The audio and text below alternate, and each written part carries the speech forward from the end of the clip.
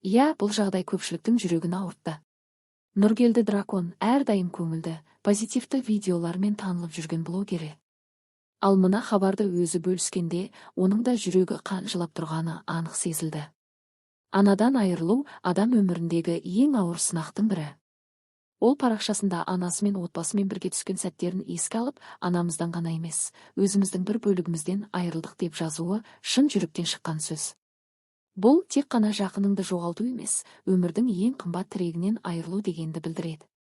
Желі қолданушылары да бей-жай қалмады. Бірі жылап қалдым десе, енді бірі арты қайырлы болсын, иманы саламат болсын деп көңіл айтты.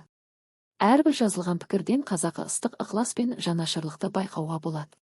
Негізі әлеуметтік желіде ондай сәтте қолдау сөздері өте маңызды.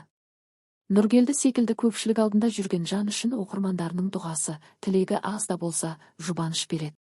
Айтпақшы, жұртшылық оның әкесінің Сәуле деп анасын еркелетіп шақыратын сәттерін де еске алыпты. Бұл ананың орнын ешкім баса алмайтынын тағы бір дәлелдейді.